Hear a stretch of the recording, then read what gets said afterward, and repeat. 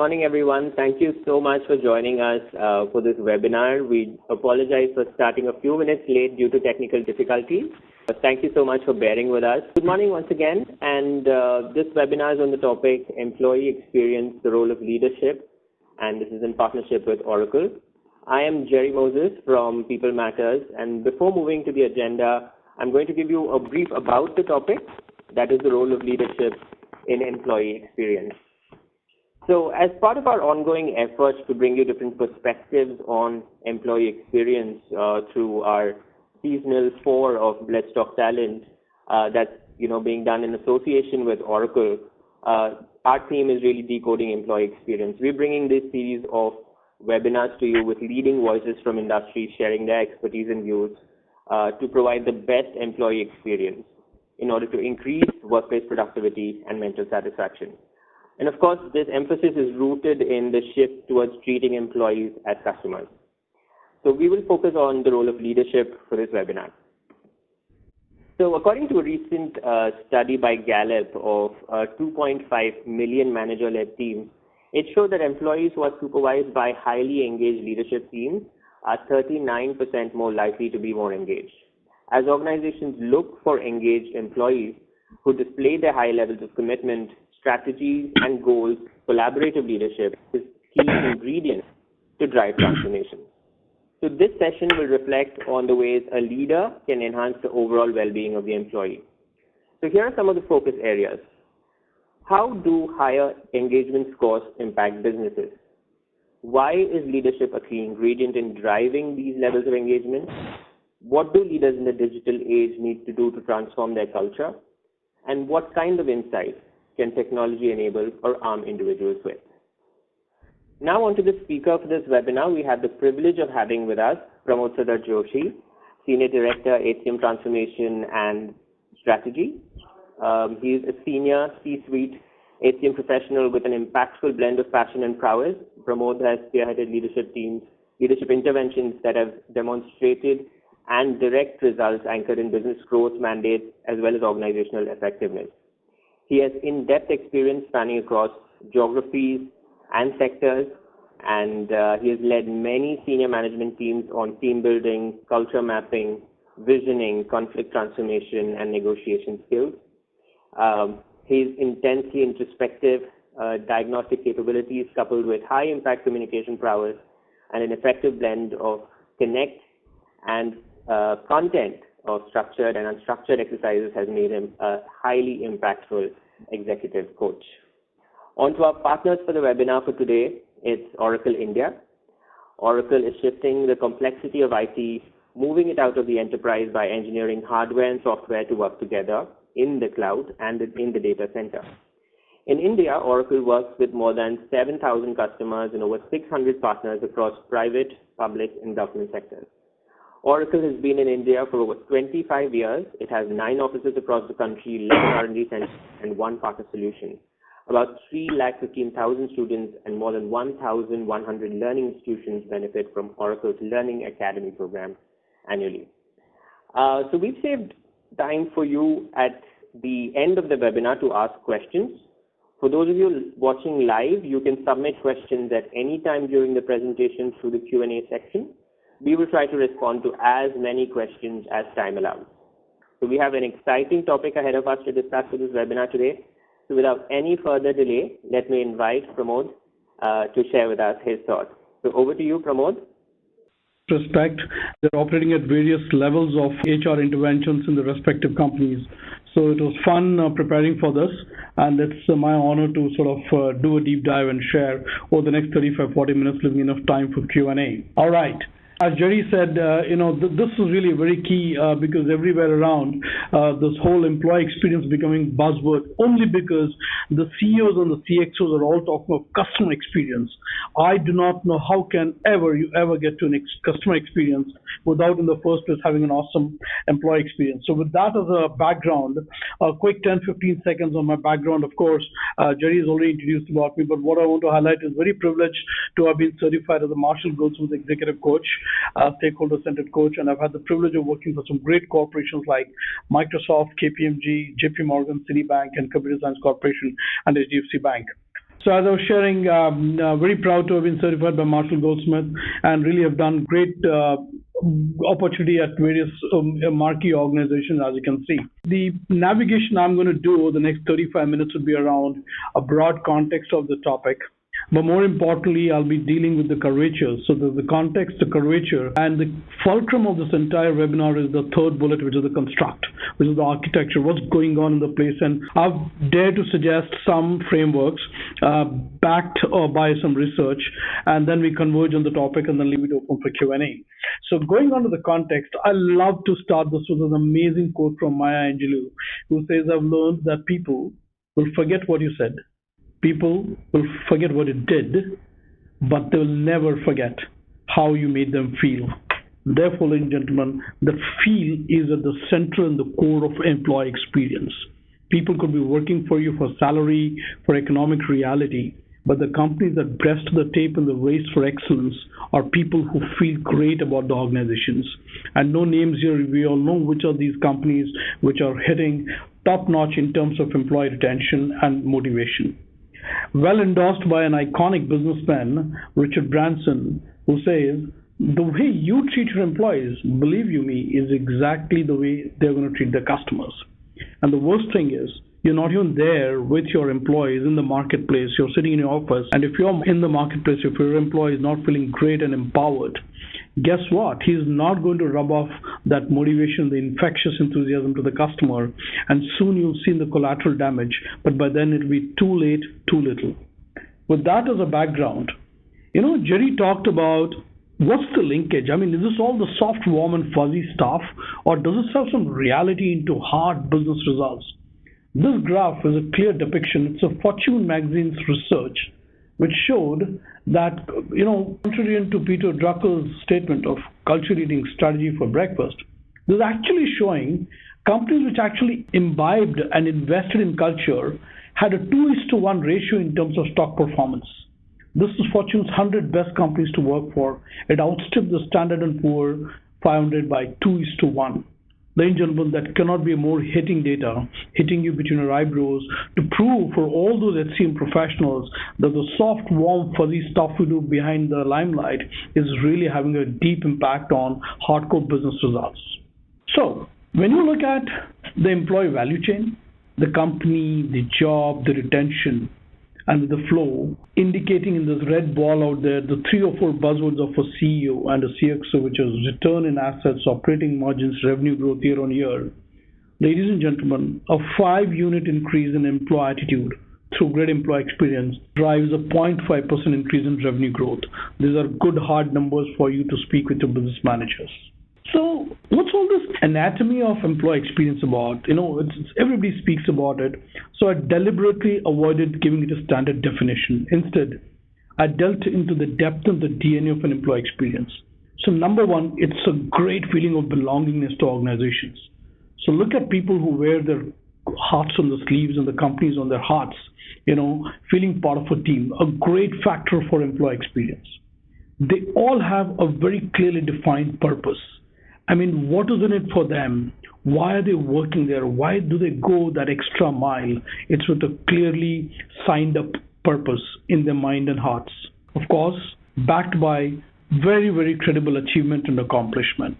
Very important to have that sense of achievement. It just develops your self-esteem, and you see it manifest in the body language when your employee goes out to meet a customer.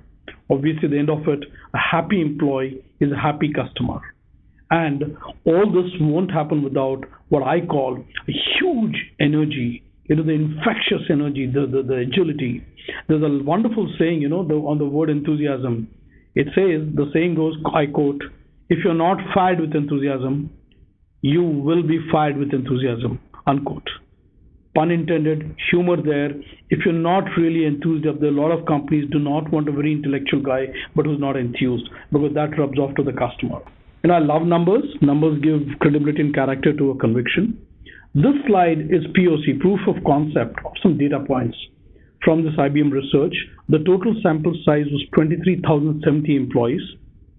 all over across sectors and geography. So it shows that experience positive association with work performance. The top 25% employee experience index scores resulted in 96% work performance, and the bottom 25 at just about 73. Number one data. Employee experience is positively associated with discretionary effort of work. What is discretionary effort of work?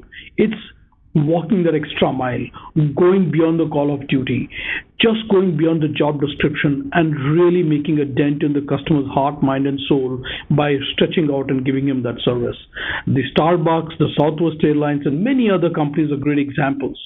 So top 25% executives have done 95% of discretionary effort, which means they go by the slogan, do not ask for permission. If need be, ask for forgiveness if you went beyond working hours, beyond a certain budget. But as long as the customer is happy, you rocked and you've done great. The bottom 25% has been a dismal 55% of discretionary effort. And the customer is always looking for a discretionary effort. The next one is about attrition, turnover intention. Just a lowly 21% among the top 25%. But in the bottom 25% is the mind-boggling scary 44% looking for intending to leave because they're not engaged. They're just there for the salary. The happiness index and quotient is just about missing. Since the subject is connected to role of leadership, this slide depicts the role of management and leadership. It very clearly says 56% agree that if senior leaders give the employee a clear picture, they are on, they're signing up, and they're willing to stay back. Similarly, if their manager serves and supports the team, a staggering 63% give it a thumbs up, very clearly linking employee experience to the quality of leadership and management and the ethos they talk about. The next slide, 14, is to do with integrity of the leader and the management. I was just reading an MIT research which says today's employee wants to work for a digital leader. Over 25,000 students interviewed simply because it's transparent, it makes him accountable, and therefore at the root of it is integrity. 83% reported a very positive experience if they saw character and integrity in the manager. As Stephen Covey says, the character ethic, lovely word, beyond the personality ethic, which is all about contingency, current, situational, contextual, and impression-oriented. Also, when you have an ecosystem support through leaders and managers, you have a staggering 77% more positive employee experience as against a lowly 35% if they do not experience the support system from the ecosystem. With that, ladies and gentlemen, I have something to submit here, which is employee experience is customer experience is employee experience. So, well, is there a circle or formula like you have an Excel spreadsheet out there? You bet. You cannot have a great customer experience without having great employee experience, and conversely, when you have a great customer experience, you bet it rubs off and you see the spring in the step and the whole atmosphere getting infectiously enthusiastic in an organization. So extremely high focus on the employee experience. This picture, ladies and gentlemen, is a picture of the fastest Formula One pit. Guess what? It just takes 4.5 seconds for a Michael Schumacher or Lewis Hamilton to come in, and this 20-odd people just furnish it, service it, and is off to the next leg of the race. Why am I showing this picture? All of these guys have extremely high employee experience. Can you imagine, even if one of them is unhappy, is grieving about his salary promotion, he's going to set behind a Hamilton or a Schumacher by a few $100 million. And the one clear message in this is complete and unambiguous absence of the dirty word called ego. And that's what is a derivative of a great employee experience. Let's come to our Indian example. I'm sure this is touching a chord in everybody's heart. I'm sure all of us have taken service of the Bombay Dabbawalas. I used to do it many years back. Once for 3 years, ladies and gentlemen, may I share, not a single day I got a wrong dabba, nor did my dabba go somewhere else. They're so precise that they are today a business case study at the Harvard Business School in the realm of supply chain management, teamwork, and flawless execution. So I used to ask my dabbawalas, what's behind all this?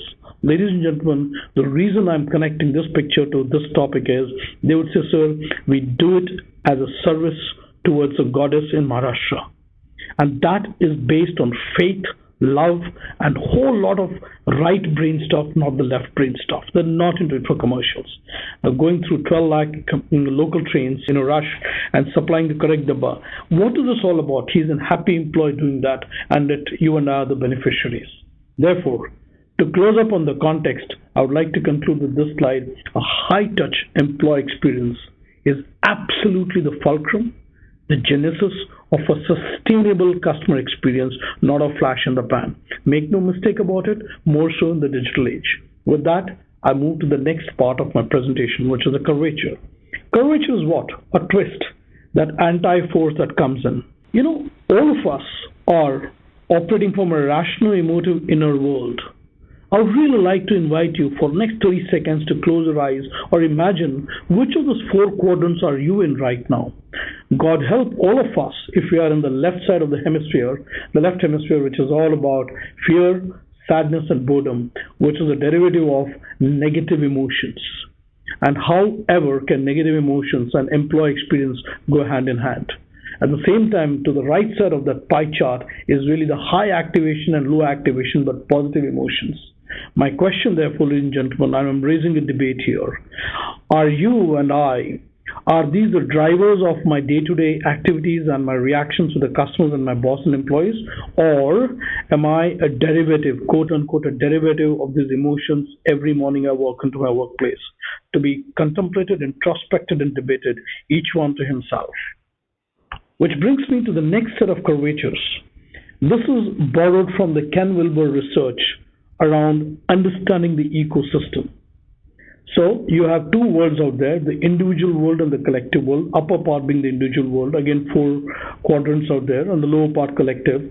And to the left side is internal and to the right side is external. In the internal individual world, you have values, belief system, aspirations, fears, doubts, worries, and attitude. Very critical component to determine your inner state of happiness. Linking to the earlier slide, derivatives or drivers. At the same time, collective internally is about the collective cultural fabric of an organization, the leadership, the role of leadership, the communication, the collaboration.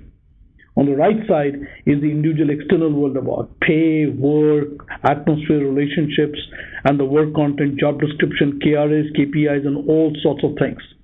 And below you have the external collective world, the sheer physical environment. A lot of people know this. There's a public news, so I'm sharing it. People love to talk about Google offices.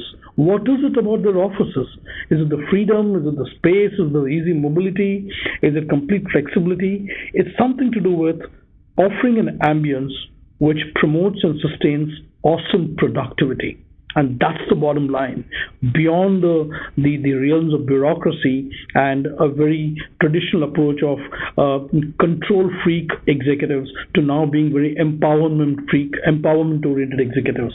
So I brought this up because a lot of time these are the twists and the turns and the culture impact that actually comes in the way of getting on to the next one, which is the construct. And this is where, ladies and gentlemen, I'll be really sharing in detail my approach to really how do you ensure that employee experience and what really is the role of leadership. I'll probably even dare to define some leadership patterns out here. With that, let's go on to really designing an employee experience. This slide, I have taken it from the IBM study, as it's their IBM Institute, so full credits there. They're dabbling with three critical factors out here: the work sphere, the social sphere, the physical sphere. And social sphere, what to say about it? With the social media explosion, with nothing being privy anymore, and with artificial intelligence, cognitive and digital going, absolutely, it's a digital tsunami of sorts. How do these intersections play out? I've called it the interplay of parameters. So you have the intersection of community with activities or giving rise to social platforms. The tools, which is a product of activities and environment, and physical workspace, community and environment. And all this, ladies and gentlemen, encompassed by two strong factors: strategy and a stronger factor called culture. It's important to understand designing an employee experience around this framework. This is the role of leadership. It looks very simple, but if you see that dark blue box out there, those 5 parameters of an employee experience, how easy do you think it is to ensure belongingness across people sustainably year on year, almost making it ubiquitous? That's the challenge, a ubiquitousness of that experience. Purpose, achievement, and happiness and vigor. These are not necessarily taught at B schools, they're not in your balance sheet or strategy framework, but it's a mode or domain of the right brain, of the heart, and the soul you bring to the table. All right. And the outcomes are on the financial side, a healthy balance sheet, but a great discretionary effort on behalf of employees, and most importantly, have very high retention. So, with that, let me go on to dissect it furthermore. Ladies and gentlemen, all your organizations, all you people are essentially trying to get that awesome balance between human capital, technological prowess, and financial appetite. To put it in an old fashioned language, it's a super blended balance between man, machine, and money. How easy is that? Well, very tough. But I've dared to suggest two approaches. A systemic approach to ensure the total intersection out there becomes a larger space where almost the three circles combine and sort of converge. And then there's a behavioral part. I'll be a little brief on the systemic part because the theme of this presentation is more towards the role of leadership, which is largely behavioral. But systemic, anybody can go and buy an ERP or a system of the market and implement it. But where is the culture and the ambience and the ethos and the work ethic to drive that? This is just a pictorial depiction of a digital age that we are in. So I'm going to be very clear that everything I'm going to suggest is going to be in the digital era because frankly, you and I do not have a choice. It's an imperative. The sooner I stretch forward and shake my hands, the better it is. I'm very aware that I'm right now speaking with a large people of awesome HR professionals who know the ins and outs of each one of these modular components of an HR maturity model, right? In fact, some of you are experts in these areas, and hats off for you to doing a great job in the respective domains. And those of you who are on the call who are HR leaders, you're doing all of this, but the challenge is to do this in the backdrop of digital. So what's the digital strategy looking like? Let me first talk to you about the four gray boxes on the left side. Very clearly, ladies and gentlemen, your people strategy resulting in people experience has got to be customer connected and commercial. No question about it, because I'm going to ask and your boss is going to ask, are you Pramod, you are great, so and so you're great, but are you commercially relevant? So no question about it. Yet it's got to be simple and it's got to be scalable because every one of the companies and every one of you is growing and it's got to be consistent. Of course, it's got to be strategic and very tech-enabled and digital. So how then do you achieve that? Well, may I suggest here 9 key parameters, 9 key goals for digital stand for HR. Number one, unmistakably, the whole experience of an employee experience stems from it being personalized, almost being customized, as I say. All right. And there are companies which actually design offices, salary packages, jobs, location, geography around making it very personalized because they want retention. Obviously connected 24/7, 365. Now with bandwidth and power all being available there, you cannot have a drop down on business. Very insightful because there could be spreadsheets and spreadsheets, pillars and pivots, but if it doesn't throw up for the CEO, for the CHRO, the two key messages, then it's a lot of garbage, which links up to the purposeful data of the entire embedded analytics system. It's got to be very secure. You've just pumped in a whole lot of employee data out there. You do not want it to be hijacked. So obviously you want a cloud or you want a system which is extremely secure. With now, Wi-Fi, can you believe it? Wi-Fi is now available on Etihad Airways between Dubai and San Francisco, Dubai and Los Angeles. Soon Jet Airways may make it available at a reasonable cost. So can you imagine the power of mobility? You're now going to be mobile. So 24/7, 365, you need to be having data and facilitation on the mobile. Of course, it's nothing if it's not talent-centric. Everything's got to be circled around your talent, that especially the top 30-40%. Okay? Make no mistake, there is no space here for the bottom 5% because the subsidized cost that they enjoy at the cost of somebody else could well make your CFO sit up and ask you questions, what are these bottom 10% is doing? So unmistakably, it's got to be top talent centric. With social media really ballooning and mushrooming and in your face, what with Twitter, Google, Facebook, and what have you, and you being on the go, Apple Watch and iPads and being mobile, it's got to be really capturing all the social elements. And the end of it, it's got to be very fast because speed is the name of the game. So agility is number one. With that as a backdrop for ensuring employee experience, let me take you to my next slide.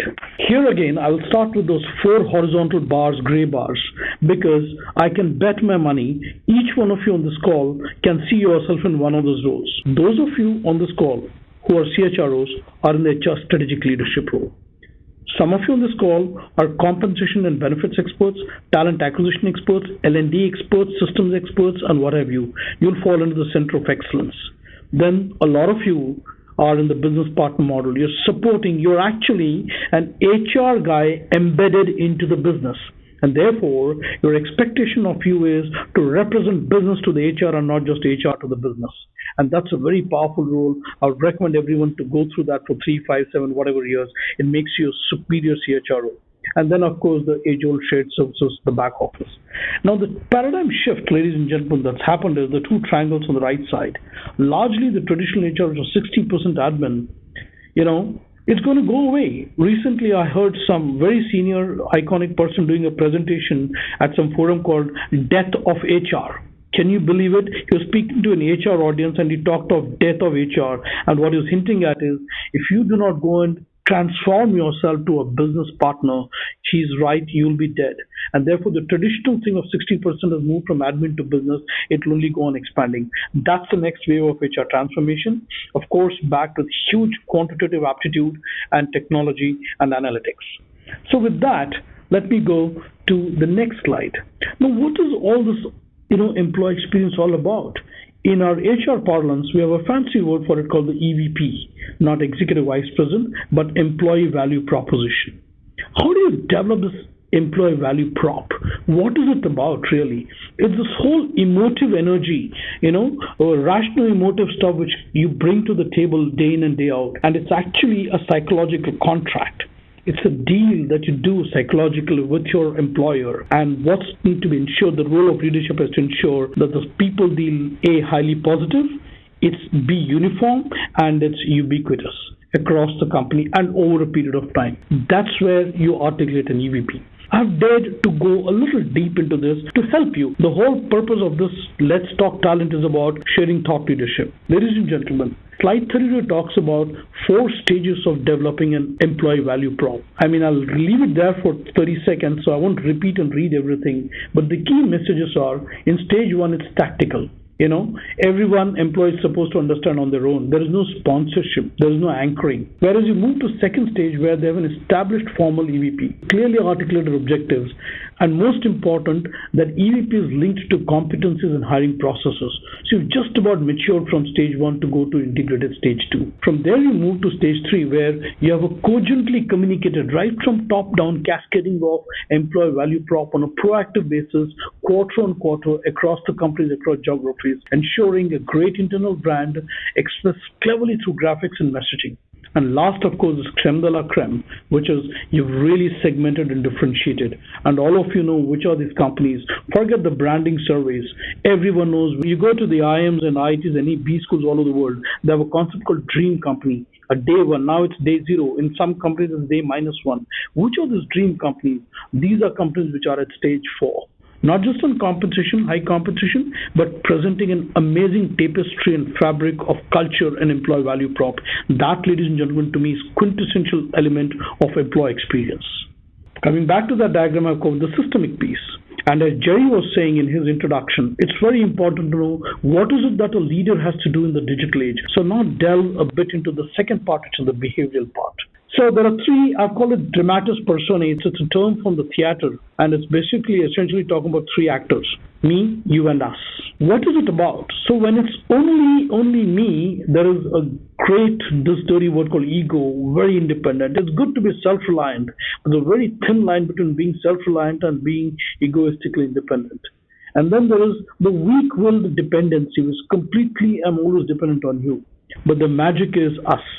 And that's about having huge mutual trust and respect for each other's competencies, for each other's domain expertise, and therefore you do an interdependence. With that, may I therefore now proceed to define, in my humble understanding, leadership. I know if there are 20,000 leaders, there are 20,000 leadership definitions. So I've not tried to put up any definition here. All of you can draw it from Google. But I've tried to say it's really about ability to influence towards a result from a group using their behavioral skills and styles. The most important is that equation. Leadership is nothing but credibility into competence. Just imagine you have no competence, how can you enjoy credibility? And if there's no credibility, there's no leadership.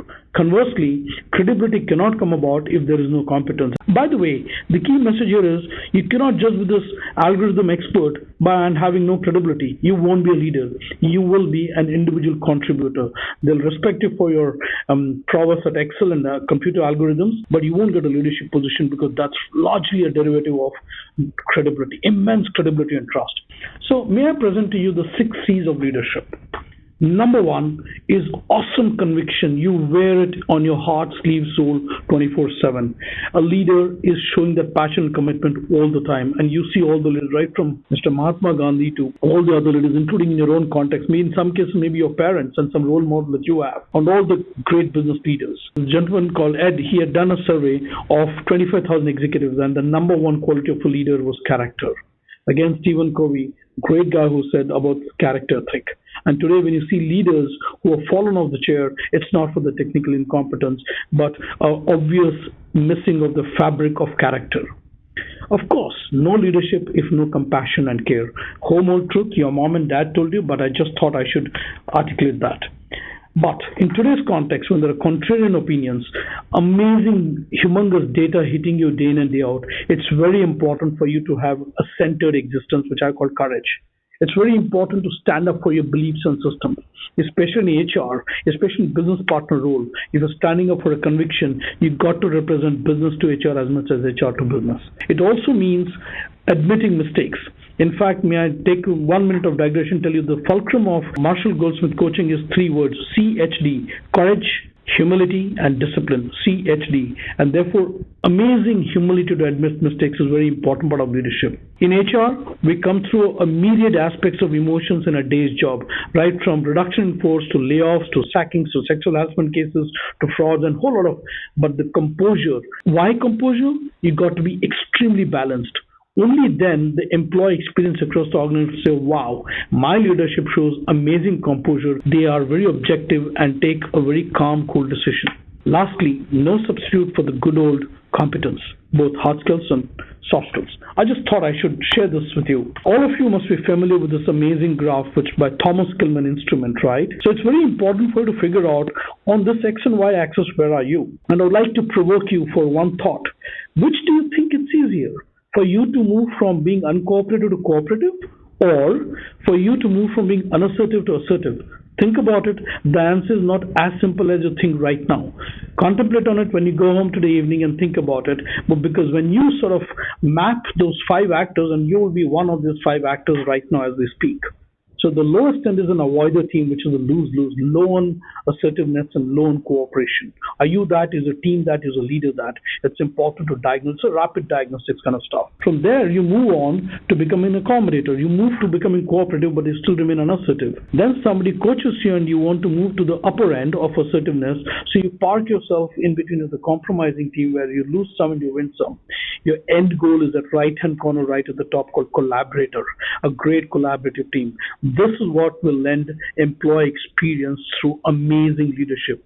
The role of leadership is to ensure to map each and every one of his team member on this box and help and enable people to move from a avoider team to the collaborator team. So that I thought was a very important concept to share in terms of construct of employee experience. Ladies and gentlemen, how do you do that? These are the enablers. Are you an inspirational guy? Is there strategic perspective in this company? How on earth can you have a very happy, motivated employee and a great employee experience if there is no trust and teamwork, if there's no problem-solving capabilities and tools, if there's no business acumen? So in a nutshell, my message is you need to get this jigsaw puzzle into a very finely defined box, which will enable a great employee experience. Therefore, coming back to my standard thing about man, machine, and money, the standard thing is achieving that balance. And what's that? In my mind, it is nothing but the quintessential awesome collaboration, which means, Stephen Covey calls it the abundance mentality, the ability to give, have a large heart, to be inclusive, to tolerate diversity, and just so that the 3 circles are not the 3 cornerstones of or 3 corners of a triangle, but beautifully merged, syndicated one circle representing the trichotomy. I would like to come to the last 3-4 slides of my webinar so that I have enough and more questions, time for the questions. So what's the convergence about? So we did the context, we did the curvature, we did the construct. Let's do the convergence. On the left side, how do you crack this whole collaborative trust piece? You have a whole lot of internal stakeholders, employees, team leaders, process owners, whole internal team. All right. And now with social media and technology available, you need to move and engage and absorb and marry those technologies in your work ethic and practices. At the same time, on the right side, there are a whole lot of external players whom you cannot ignore. You really, really need to give them the space for communities, suppliers, distributors, and get them embedded into your system through leadership, culture, and empowerment. How do you do that, and what is the process? So the convergence is through high connectivity. I read this beautiful statement, your network is your net worth, right? Therefore, the network building, huge collaboration, innovation selection. Therefore, that's when you converge to do a go-to-market strategy. So your go-to-market strategy is a combination of both internal and external factors through a huge emphasis of collaboration employee experience. So on the left-hand side, you have the entire rational, right? The whole left brain stuff. How much does it cost? What does it do? What are the tools? Very important. The science of the game. And on the right side is the art of the game. In fact, the soul of the game. How do I feel here? How will I be effective? What's my self-esteem? All that driven by purpose and values. With that is the bedrock and the fulcrum, which gets on to building purpose-built applications, which then lead on to an employee experience, eventually singing that sweet tune that your boss and your CEO and CHRO wants, which is customer experience, because what else are we if there's no customer in our business? So that's a very grammatic thing. So if I were to sum up, essentially, can you believe it, with all the science, analytics, and quantitative stuff, end of the day, many years back, the dean of a favorite business school was in India. He was addressing CIO conference. He started his speech saying that the biggest disease that corporate India and corporate America are facing today is trust deficit. And therefore, I put it in the largest of the font. And that's about employee experience, because the employee doesn't trust you as the leader, and the leader is not stretching forward his hand through sharing success, support, assisting, then collaboration will happen. And it's just going to be one more transactional company than a transformational company, a transaction work than a transformational career. So with that, I just want to end with last 2 slides. Ladies and gentlemen, very humbly, I would like to share with you. I've written an article on LinkedIn. It's called The 4 Pillars of Digital Employee Experience. Very important, beautifully connected to the customer experience.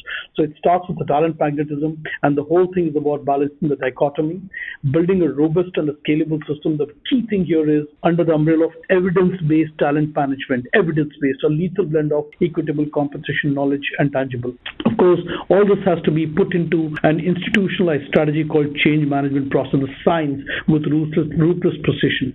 And lastly, of course, for a sustainability, a huge culture transformation, as I would put it, embedded in the DNA of an organization. And therefore, consistently cascading across SBUs, horizontals, and geos. The link for this article is there in the blue font. You might want to take a snapshot and read that article. Another piece which I've done is on LinkedIn on digital HR strategy. That's the link which I've put there. So ladies and gentlemen, with that, I come to the end of my presentation within the time allocated. I hope I've made sense. I've presented a good combination of concepts, research, practices, and convergence. As I call it, the curvature, the connect, the construct, and the convergence. Ladies and gentlemen, that's my Twitter account at p.sadarjoshi. My email is pramod.sadarjoshi@oracle.com. So before I sort of sign off, I would like to share with you that we have a seminar coming up, a world conference coming up at Delhi. We have about 4,000 plus participants from government, business, industry professionals. There are 120 plus sessions. It's going to be held on the May 9th and 10th at Pragati Maidan. It's going to be one of the uniquest experiences. Just FYI, all these years, Oracle Open World was held at only one place, and that was San Francisco in the United States. For the first time, it's being held in India. A great commendation of Indians' contribution and the place that India is occupying in the international business scenarios. So it's going to be huge. All big speakers from all over the world are coming in from Oracle. So if any one of you would like to attend, please get in touch with us. The links will be sent to you through People Matters. Please register. I repeat, the days are 9th and 10th of May. I'll be there and look forward to seeing you there. Ladies and gentlemen, it's been a pleasure sharing my thought leadership and process with you. I would like to say very humbly, I hope I've been able to dent some thinking, provoke some thoughts, and I also want to take the opportunity to thank People Matters. It's been excellent coordination. It's been a series of Let's Talk Talent seminars. And so with that, I'll hand over the stage or the mic back to Jerry. Jerry, based on the question that you've had, please feel free to let me know what questions I need to address. Ladies and gentlemen, thank you. Have a great day and have an awesome career. All the very best. God bless. Great. Thank you. Thank you so much, Pramod, for sharing those great insights. I think the context, curvature, construct, and converge really covered the length and breadth of the topic. So thank you so much for that. Thank you. Sure. We have questions coming in from our listeners. I'm going to go down some of them. So the first one is from Kashan, and he asks if character and integrity equals trust. So is trust in the manager, very key to engagement? A great question, and I'm glad for once, you moved away from the quantitative questions of digital and technology, which is also very important. So to answer your question, it's interesting, the onus of developing a trust with my manager, whether I like it or not, is with me. And how do I do that? Day on day, year on year, immaculate performance so that there is no spot he can pick on in terms of both discipline, presence, executive presence, and sheer technical competence and deliverables. That said, it's important for the organization also to give you a manager who's psychologically adept and mature, and it's his responsibility also. Incidentally, just to share with you, one of the biggest factors evaluated when a people get promoted to VP and executive vice president is this guy able to garner, generate, sustain trust amongst his employees? And no names here, but I've seen many cases who've been sacked or who dropped from the race, only not because they're technically brilliant, but somehow either because of their habits or their personality or the thinking, they've not been able to garner trust. So therefore, heart and integrity, yes, trust is at the core of all this, and it's very important to eschew and actually make active, proactive efforts to sustain that as part of your DNA, and organizations do that as part of its senior management. Trust, I hope it addresses and gives him the clarity that he's seeking. Okay, great. I think we also had a follow-up question on one of your slides that you shared where you spoke about HR transformation as, four central pillars where you called strategic leadership, center of expertise, business partner model, and HR shared services. Right. So the question is, does this lead to silos within HR? Wonderful question, only because I think he's conceptually right. And in many times we've seen, because there are specialists and there's business partners, it results in silos and therefore not a great work atmosphere. But I have a solution for it. Number one, the captain of the ship, the CHRO, should ensure frequent changes, not very frequent, but he should give equal opportunities for a business manager to move to a head of comp and ben or talent acquisition, and for a talent acquisition guy and a comp and ben guy to move to a business role. So that what happens is this internal mobility ensures everybody gets a fair chance. A. B. I think it's the leadership which communicates a respect for each one of them. There is a saying, in English, you cannot praise a philosopher because it's an exalted activity and humiliate a plumber because it's a downright activity. So as the joke goes, or the pun intended, neither the pipes nor the theories will hold respect and water, So point being, whether it's a shared services guy who's the backbone of payroll and everything else in a large organization, or the cutting edge OD guy, each one, should be ensured that there's internal mobility. But most important thing that an CHRO should do is the best man for the course. I think that's very important. In fact, the question is very good. Silos operate because of two things. When there's a perceived incompetent guy in a wrong role, and B, there is no proactive effort from the CHRO to manage conflicting and competing agendas in the minds of very aggressive, very competitive professionals, and no sweat there. It's their right to be competitive and aggressive, but it's the leader who is, that's exactly, I must thank People Matters for coining the word role of leadership. They've got a huge role in employee experience doesn't come with jacuzzis and saunas and high compensation bonuses. It's a huge behavioral architecture they need to build around these two different bipolar roles, if you will, from a domain expert of a center of excellence to a business partner. So to summarize, you sort of do the interchange and you also ensure a great ability to process silos and conflicts. Great, great. So I think our next question is from Nutan, and he's asking us, in this journey, of course, partnering with business is very important. So what is your advice for HR professionals to strategically partner with a business?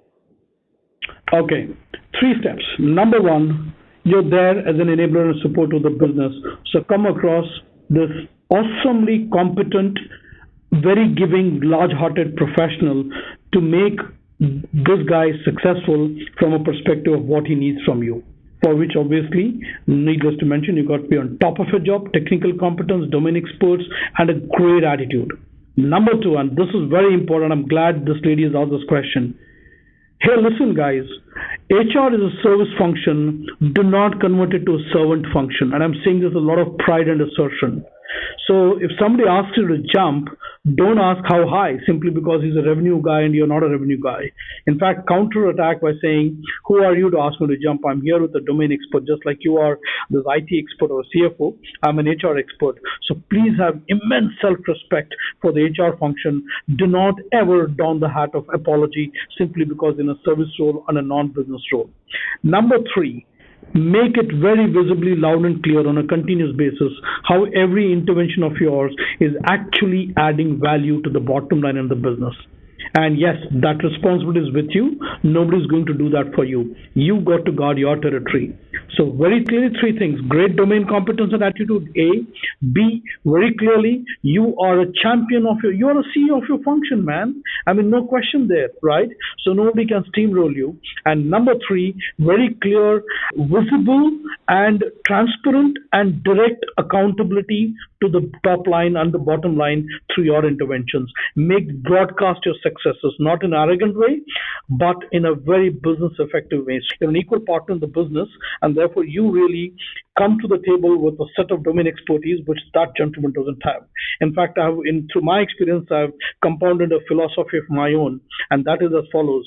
The degree of independence and respect your function enjoys is directly proportional to the degree of sophistication, value addition that you bring to the table. The moment you, by your act of omission and commission, deduce or reduce the power and the impact of your role, anyway, that guy doesn't have patience and you yourself letting down. So be a very proud guy who wears an HR hat very proudly. And frankly, this is a sunshine day for HR because they're hugely in demand, but they're the quintessential change agents, as you can see, across industry, geography, and countries, how HR people are shining smart, not just compensation-wise, but really coming to the table and adding that quintessential difference to the sustainable business quotient.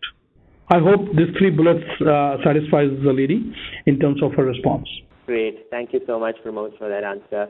Our next question comes from Mushtaq, who wants to understand what is the role of training in adding value to employee experience. And of course, Mushtaq, this could be interpreted in 2 different ways. One is training HR professionals and the other training your employees. But I'll let Pramod take it up. Okay, great. Again, 2 weeks back, I was in Boston attending the World HCM conference, and guess who was the main speaker? None other than Josh Bersin, the great guy, the guy behind the 11 HR predicting trends for 2017. I had a personal tete-a-tete with him, and one of the things he made a statement was that L&D has grossly failed. Now, this comes from an authority, so this is his statement. So I probed him on that when I was having a coffee with him, and he said, Pramod, the digital tsunamis in your face, the technology in your face, a lot of L&D professionals are still in the traditional mode. Not bad, but not impactful. So therefore, it's imperative, if not superbly urgent, for you to immediately embed technology into L&D, whether it's long-distance learning, whether it's coaching, what have you. So to answer his question, what is the impact and role of training? So firstly, make it very tech-savvy. As I showed you in one of the slides, your functions and contributions have to be tech-enabled digital. You don't like it, you're not capable, too bad. I pray God that you get the capability to get onto the bandwagon of technology. A. B.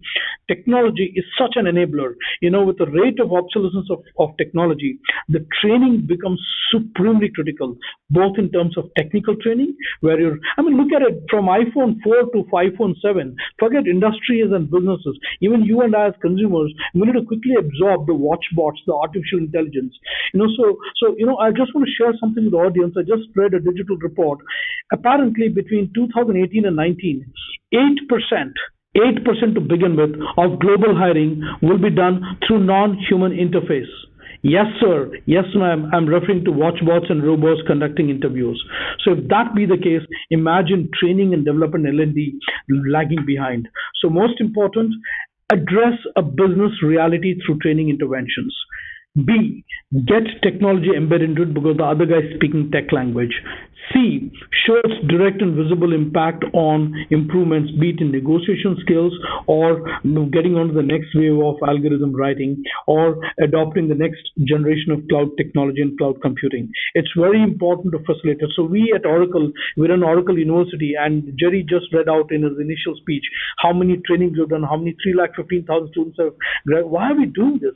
We're creating an ecosystem, and the root of training is all about just two words: empowerment and enablement. And the moment you are seen, and this also is reference to the lady's earlier question, how do I get my respect? The moment you're seen through training and L&D as somebody who's enhancing somebody else's competencies, technical or behavioral, boy, you're the man, you're the woman, you're the person in demand because you're seen as a change agent. You are the guru. And therefore, this whole world of executive coaching, which now I've been doing for the last 12, 13 years, and actual classroom training and behavioral training has a huge role to ensure consistent and successful business continuity and also leadership development. In fact, the biggest problem with a lot of business today is I've been talking to a lot of CEOs at ISB, IIMs and all that. They're not having a pipeline of leaders. They're all technical domain experts, but they're not wearing a leadership hat thanks to a lot of behavioral aspects being neglected, if not looked down upon. So guys, L&D, brace your belts. Brace the time, and it's your time. You got a huge opportunity here to make an impact, and all power to you. Great. Thank you so much, Pramod, for that. Mm-hmm. We have a question from Vigya, and she wants to know how HR analytics is going to impact decision-making capabilities of future HR leaders. Oh, great. In fact, about 2 weeks back, I presented a paper on people analytics. In a large conference soon, I'm presenting a paper on a very interesting concept, people analytics hyphen the nemesis of unconscious bias. Okay, so let me take Suvigya's question. Number one, what do leaders do? And there is this session is about leadership. Leadership, if you're asking, leaders do fundamentally do just one thing, apart from many. But number one, if a gun is held on my head, I would say they take decisions. Leaders take decisions affecting companies and employees. Imagine such a leader becoming a bad victim of unconscious bias. His only weapon tool to neutralize that unconscious bias is through awesome, rigorous, detailed, embedded analytics. All right. And therefore, going forward, be it from prescriptive analytics to predictive analytics, be it from ensuring who's the next person more likely to leave to what is the chances of you hitting the top 10% at a campus, a whole lot of social analytics, right from scrubbing data on Facebook, on LinkedIn, on Google, on postings, on Twitter and everything, you can come to a very, very, very awesome degree of predictability in terms of sustainability of functions. So when you go with that table and data and science to the business table, you are respected, B, you're heard, and people actually listen to you and actually follow your advice. So the question is, how is HR analytics? And it's a very vast field. I do not know how much time we have, and also I'm personally very excited about the topic. I could go on and on, but to summarize it, what I would like to say is get a lot of rigor and discipline of analytics and embedded aspects to HR processes. A. B. Help people get rid of the deadliest enemy called the unconscious bias, which other word for it is prejudices and hatred. You need to neutralize that, and most sophisticated people manifest it in a very sophisticated way. You won't even come to know of it, but you need to come out with further competing mechanisms and processes by which you can neutralize that and actually decimate any kind of bias and prejudice, because one bad decision at a leadership role, you won't get the impact right away, but 3 quarters down the line, you see huge collateral damage. So therefore, HR people today, in fact, I would like to believe, I teach at a lot of B schools all over the country, and I'm slowly seeing an increased intake of engineers and quantitative and MSc stats people into HR. And that's a healthy sign, not because social sciences are bad, because increasing the demand from the business boards, the boards and the board of directors and the business CEOs is about promote, get numbers. Therefore, I said in my speech, numbers give character and credibility to a conviction. And those are the two words you want to earn on your stripes and stars in your corporate career, which is character and credibility. And no better tool than awesome, rigorous, calculus-driven, stats-driven embedded analytics to make you a very powerful force to contend with in the realm of business decision making. Great. Thank you so much for sharing that, Pramod. Pramod, we have a lot of questions. We have about 10 more questions, and they're still coming in. But I'm not sure how much time we have. But we're going to send this offline to you to take this offline. Sure. So thank you so much for joining us, everyone. I have one point. Can you just give me the share once again? Sure. Yeah. So, ladies and gentlemen, this is the one I was talking about, the Oracle Open World India at Pragati Maidan, 9-10 May 2017. It's all about building digital economy. Very senior government professionals from the current government are all going to be there. That is your registration. Register at oracle.com-in-open-world. It's hall number 14 and 18 at Pragati Maidan, New Delhi. Audience will be about 4,000 plus business, government, and IT and functional professionals. Huge learning, huge input, and the latest coming right from the heart of the Silicon Valley, San Francisco. Whole lot of our development teams are coming across 2 days, 120 plus sessions.